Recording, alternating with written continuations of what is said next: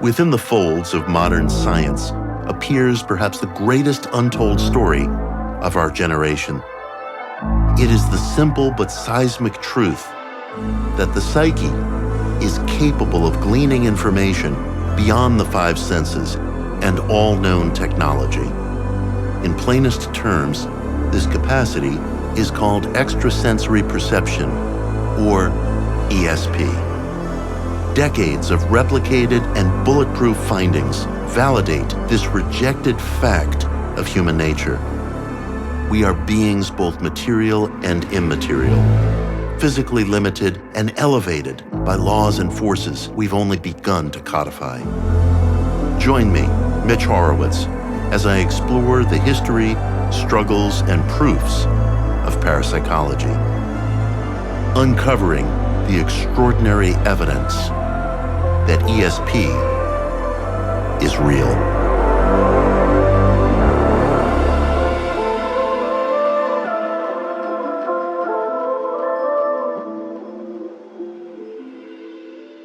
Episode 6, Pink Buckets, Act 1.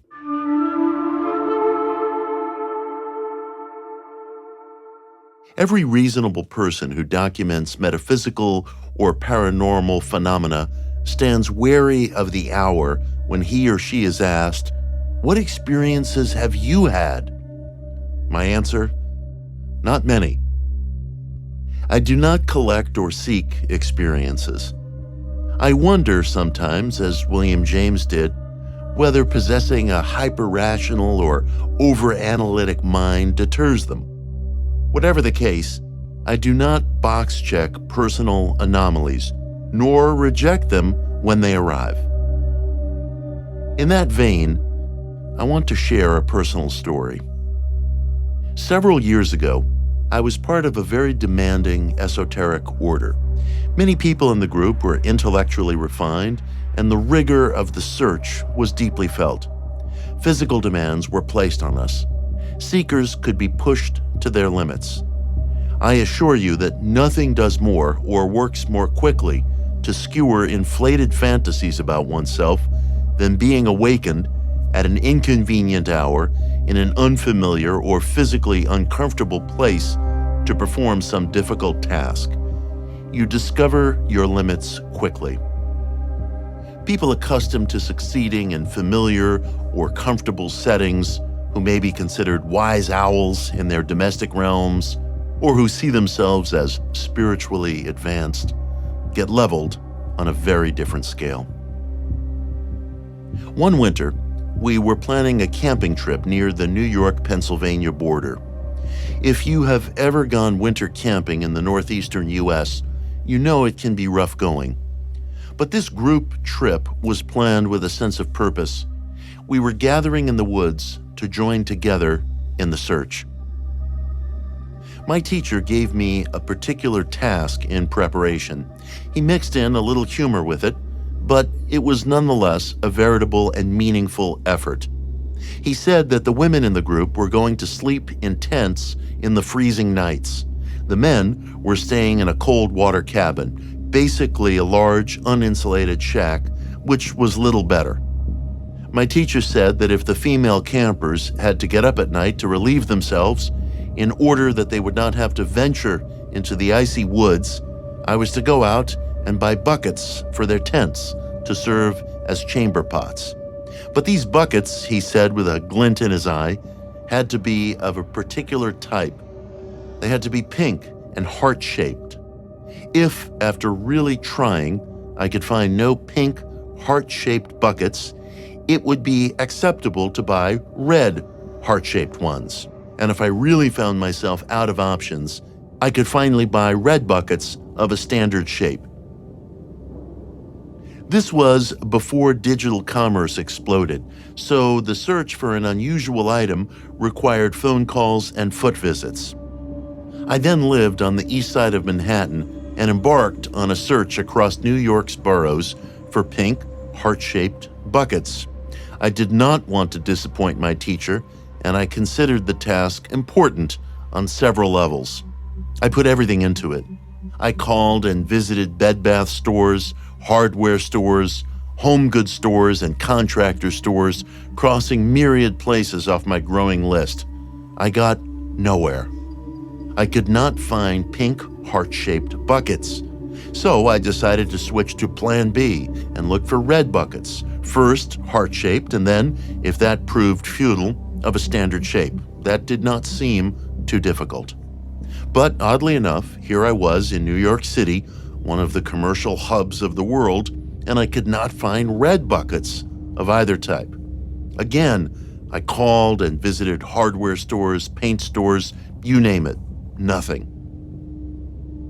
Early one evening, out on a household errand, I told myself, well, it's time to call my teacher and admit that I failed. I've searched everywhere for pink heart-shaped buckets.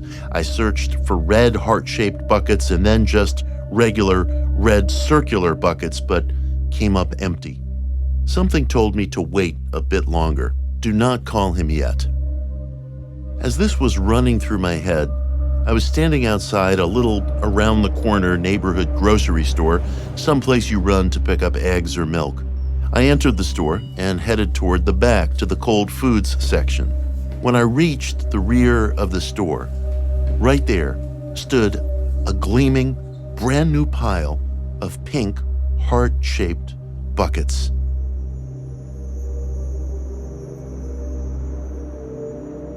In near disbelief, I grabbed a stock boy and asked, "What color are those buckets?" He said, "Pink."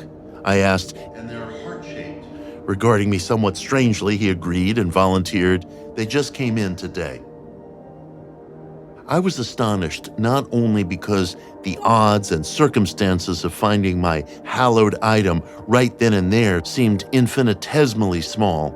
This is so even if you use the law of large numbers, which dictates that across a large population, weird things must happen to someone. But there was an additional factor. It is critical to recall that even when dealing with actuarial tables, large numbers, and statistical probabilities, there is one thing that statistics cannot really get at: the emotional stakes and personal meaning of an experience.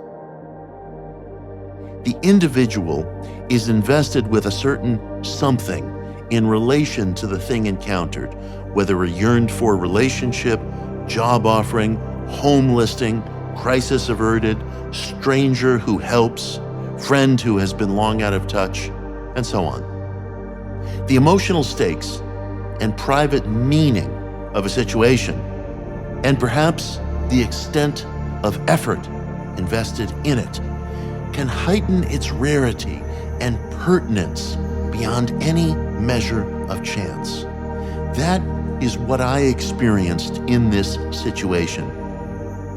It exemplified for me in ineffable truth cause and effect laws of the psyche, which I consider a compact of thought and emotion beyond motor skill and cognition really do occur, to echo J.B. Rhine.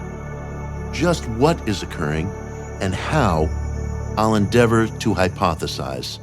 But first, one more story. Ironically, or perhaps inspiringly, professional skeptic Michael Shermer recounted a similar but even more uncanny congruity in an October 2014 column in Scientific American, Anomalous Events That Can Shake One's Skepticism to the Core. Shermer described a mysteriously timed musical message from a busted heirloom radio on his wedding day, which evoked the palpable presence of his bride's deceased and longed-for grandfather. Michael Shermer is probably one of the best-known skeptics of parapsychological phenomena in the world. And Michael used to write a regular column in Scientific American. He published a remarkable column on August 1st, 2014, headlined Anomalous Events That Can Shake One's Skepticism to the Core. In the column, he wrote about a really extraordinary event on his wedding day in June of 2014. He married a woman who was from Germany and had very, very few living relatives. And her friends and relatives were back home in Germany, more than 9,000 kilometers away, as he recounted it. And she was feeling somewhat melancholy, missing the presence of her mother, missing the presence of her grandfather, who had served as a surrogate father to her, but died when she was just 16 years old. The couple had some of the bride's boxes shipped from Germany to their new household, and the boxes were damaged and resulted in several family heirlooms being lost. One of the heirlooms that did arrive was a long broken and silent 1978 transistor radio. And as Michael recounted it, he made quite an effort to try to fix the radio and restore it to working order, but it was a lost cause. So, as many of us do, he took the device and just put it in the back drawer of a desk in the couple's bedroom.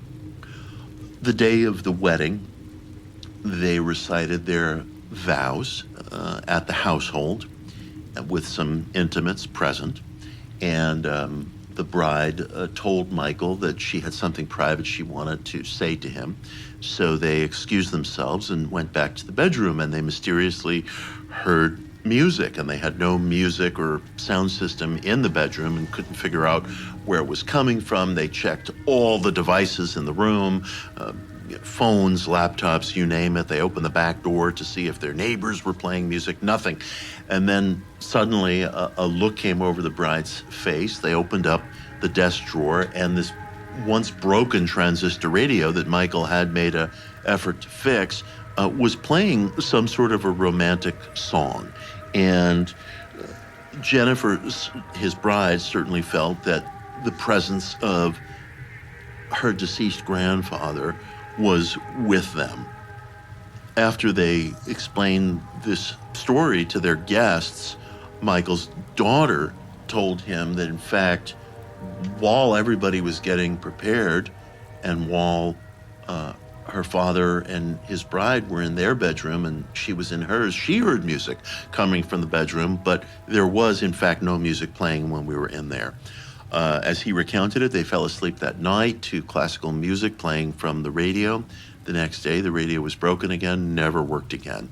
There are so many moving parts to the story that I would have to say it eludes the so-called law of large numbers, which holds that strange things must happen to someone given the largeness of the sample size in our world. But if you line up all these different moving parts and all the details that he recounts in this really extraordinary column, you have a tale of the unexplained. You have a skeptic standing in front of a eyewitnessed event that can genuinely be called anomalous, that eludes any standard or statistical explanation, and that is very similar in its way to the pink bucket story that I told that same year in my own book, One Simple Idea, which leads me to say, look, is there really just more smoke than fire when you get down to the differences between a sympathizer of parapsychology like me and a skeptic of parapsychology like Michael? Are the differences actual? The event not only had infinitesimally small odds, but perhaps more importantly, profound personal significance. What does this mean? Shermer asked, continuing, had it happened to someone else, I might suggest a chance electrical anomaly and the law of large numbers as an explanation. With billions of people having billions of experiences every day, there's bound to be a handful of extremely unlikely events that stand out in their timing and meaning. In any case, such anecdotes do not constitute scientific evidence that the dead survive or that they can communicate with us via electronic equipment. Yet, he confessed, I have to admit, it rocked me back on my heels and shook my skepticism to its core as well. I savored the experience more than the explanation. The emotional interpretations of such anomalous events grant them significance regardless of their causal account. As alluded, statistics are wonderful for measuring odds, but not for measuring the emotional gravity that one attaches to them. It can be argued that emotions are incidental to odds, but not entirely. An event is notable not solely for its odds, but for the quality of the event's meaning, given the expectations and needs of the individual. Shermer and I, writing in the same year, my story in my book One Simple Idea in January 2014 and his column in October 2014, reached essentially the same conclusion. All this begs the question of whether the skeptic-seeker divide is due more to polemics than empirical differences. But look at stories like this and try to understand why is it that people have these experiences. On the other hand, it doesn't take very long to realize that popular culture is saturated with this topic. It forms the base of an enduring topic that almost everywhere you look, within novels to TV to you name it, there's something out there all the time. It's a compelling topic. And so the question is, why is that? And I would say that one of the things that we run into again and again as a scientist studying this is a taboo. Well, the taboo in science, as it does in any realm, it restricts the nature of inquiry, and it also restricts what ideas are acceptable. And as a taboo, this is not very good in science because science rests on informed consent or informed consensus. If an informed consensus is constrained because of a taboo, it means that science can't really make up a good decision about what's going on. Stay tuned in for even more extraordinary evidence after the break.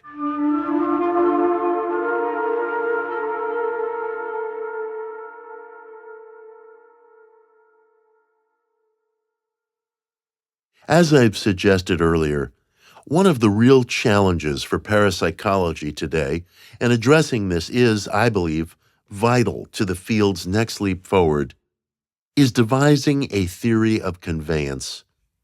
The field needs a persuasive theoretical model that pulls together the effects and posits how data and information are transferred in a manner unbound by time, space, distance, linearity, and common sensory experience. Researchers have made preliminary steps in this direction. Advances are overdue. Earlier, I mentioned J.B. Rhine's exchange of letters with mathematician Warren Weaver, a highly regarded mathematical engineer and grant-making Science Foundation executive. Speaking of Rhine's methodology, which he had studied, Weaver, in 1960, uttered a semi-famous lament about ESP research at a panel discussion at Dartmouth College. I find this whole field intellectually a very painful one, and I find it painful essentially for the following reasons. I cannot reject the evidence, and I cannot accept the conclusions. Weaver caught hell for his statement. Some colleagues questioned whether his judgment had slipped. A few others, including Dartmouth's president, privately thanked him for broaching the topic. Weaver had toured Rhine's labs in early 1960. On February 22nd, he privately wrote Rhine to raise several issues. Near the top of his 7-page, single-spaced letter, Weaver made this point: "For if you could make substantial progress in analyzing, explaining, and controlling then the problem of acceptance would be largely solved. Rhine had long labored to demonstrate effect, Weaver wrote, but he now needed to describe mechanics. His letter continued, "But for three main reasons, or at least so it seems to me, the problem of acceptance remains. First, these phenomena are so strange, so outside the normal framework of scientific understanding, that they are inherently very difficult to accept. Second, the attempts to analyze, understand, and control have not been, as yet, very successful or convincing. And third, unreasonable and stubborn as it doubtless appears to you, very many scientists are not convinced by the evidence which you consider is more than sufficient to establish the reality of the psi phenomena." Rhine replied on March 15th, in general agreement with Weaver's framing. "The three main reasons you give in your analysis are recognizably correct. Had you been inclined at this point to go a step further in the intellectual background for those reasons, this might have been the point to draw upon the judgments of some of the philosophers and other commentators who have dealt with the problem of acceptance. There is an increasingly candid recognition of the difficulty as an essentially metaphysical one. Psi phenomena appear to challenge the assumption of a physicalistic universe." I have already indicated that Rhine is an intellectual hero to me. Yet, I detect in his response an effort to sidestep Weaver's challenge. Rhine acknowledges the difficulty of acceptance, but rather than take up the question of mechanics, he ascribes Weaver's concern to the field of social or metaphysical philosophy. That, at least, is my takeaway. I talked this over with Rhine's eldest daughter, Sally Feather Rhine, a clinical psychologist who, past the age of 90, remains active with the center her parents founded. On September 20th, 2021, I wrote Sally, "I am wondering whether JB ever privately pondered or wrote down a theorized delivery mechanism for ESP." She graciously replied the same day, "I have never known him to have gone very far in this direction. Sadly, JB never got to the memoirs he should have written before his health declined in his last year. But he was always so cautious at going beyond the data and had this aversion to philosophers who did so, except for the implications of the non-physical nature of psi, on which he actually speculated extremely broadly at times. Best I have are some general clues. When I asked him about being a dualist or a monist when I was a young person, he gave me the analogy of looking at a pair of trousers from the bottom up, and somehow there would be a common force or energy. That would make him only a relative dualist. And there are many quotes of a grander nature in New World of the Mind that suggest it will be the task of biophysics and psychophysics to find out if there are unknown, imperceptible, extraphysical influences in nature that function in life and mind, influences which can interact with detectable physical processes. Hence, Rhine saw his research mission as shaping protocols to obtain and analyze reliable evidence, not venturing a theory of mechanics. Rhine also noted that evidence for ESP, for the mind liberated from the cardinal properties of matter, space, and time, was a necessary prerequisite to considering the after-death survival thesis. In his response to Weaver, Rhine was, of course, referencing commonly accepted physical laws at the time.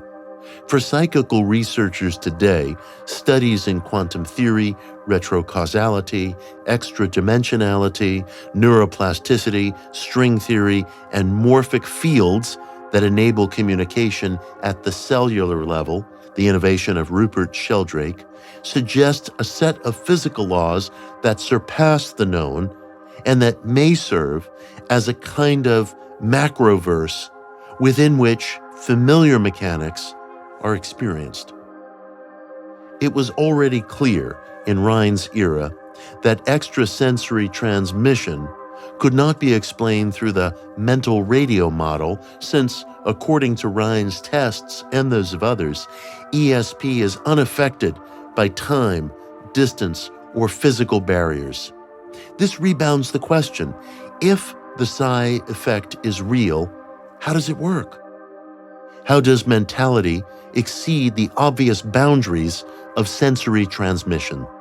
Perhaps science overvalues theory. In a talk that novelist Michael Crichton had hoped to deliver to ESP rejectionists at Caltech, but he got ghosted after a preliminary invitation, the writer observed, "The problem of data in conflict with existing theory cannot be overstated.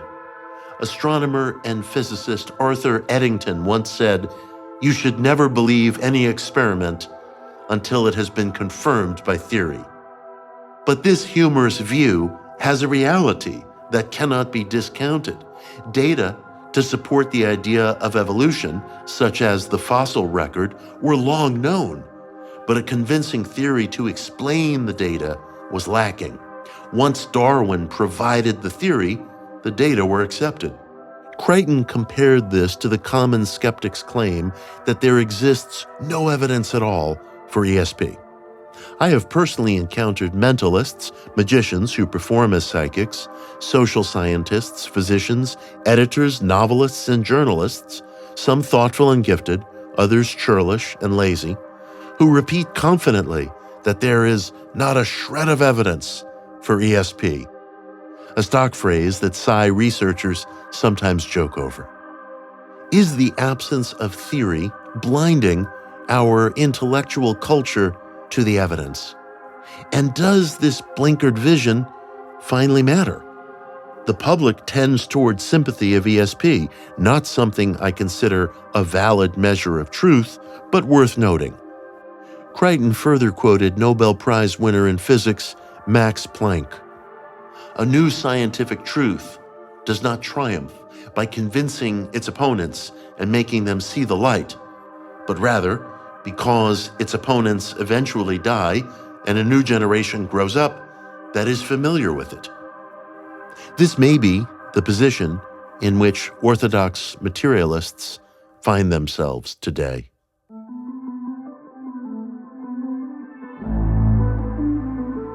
Thank you for listening to Extraordinary Evidence, ESP is Real. This series was produced by Jim Perry and John McEdward for SpectreVisionRadio, edited by John McEdward, with original music by Dean Hurley, written and narrated by me, Mitch Horowitz. Join us next for Pink Buckets, Act 2, where we get into the mechanics of a theory of ESP. I would like to point out immediately that my faculties have nothing whatsoever to do with magic, the esoteric, or foretelling the future. I can see things the very moment they occur, but nothing of what is to come. I can feel thoughts the very instant they are formed, and even much later, if the thoughts are very strong, for they linger about the room like cobwebs.